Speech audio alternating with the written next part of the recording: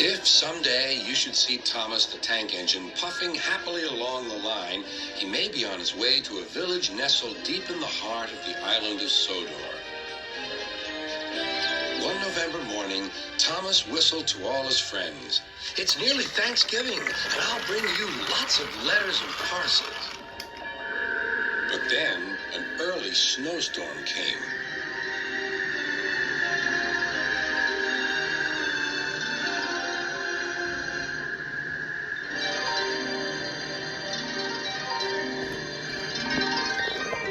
The island was covered with thick snow.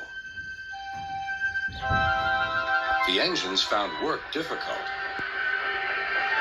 Some had to help clear snow from the track, and workmen hacked away at the frozen banks of ice. Thomas and Percy were collecting important mail for Thanksgiving. "Driver says there's lots of mail for the village," said Thomas. "I'll need an extra car for it all." Percy was feeling left out. "It's not fair. You're not leaving any mail for me." But Percy's chance had come. "There's been a change of plan," said Thomas's driver. "Sir Topham Hatt needs us at the big station. Percy, you are to take Thomas's train to the village." Percy was delighted. Thomas was sad. "I won't be able to say Happy Thanksgiving to all my friends." "Don't worry," said Percy kindly. "I'll do it for you." "It's not the same," sighed Thomas. Percy was making good time on his way to the village when suddenly... "What's that?" called his driver. There ahead was a fogman by the line. He was holding a red light. "The village is cut off by the snow," he shouted. "We need snowplows, workmen, and a helicopter. Leave your cars on the sidings and go back quickly." Percy was soon steaming to Harold's airfield. "Beep, beep," whistled Percy. "Wake up, lazy wings. The mountain villagers need your help. They're stranded." "Whiz all," replied Harold. "I like an emergency to keep me warm." And he buzzed away. "Now," sighed Percy, "what's next?" Suddenly there was Thomas with Terence the tractor and the works train.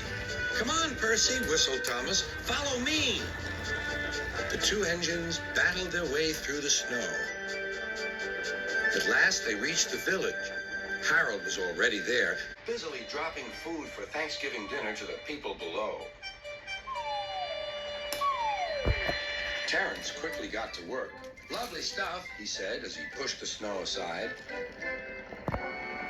"Well done, Percy. Well done, Thomas," cheered the villagers. "Percy, I've just remembered. Your mail train is still back at the siding, isn't it?"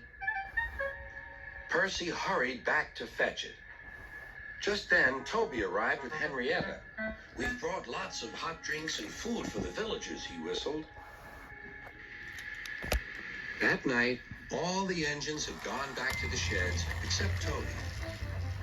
The villagers had made a plan to thank the engines. They loaded paint pots and parcels into Henrietta, and then they set off through the moonlit countryside. All the engines were fast asleep in the sheds as Toby ran silently into the yard.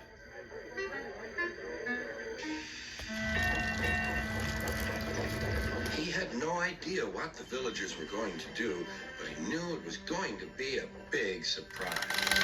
When the engines woke the next morning, they could not believe their eyes. The sheds had been repainted and decorated. The engines whistled in delight, and everyone agreed that it was a really happy Thanksgiving.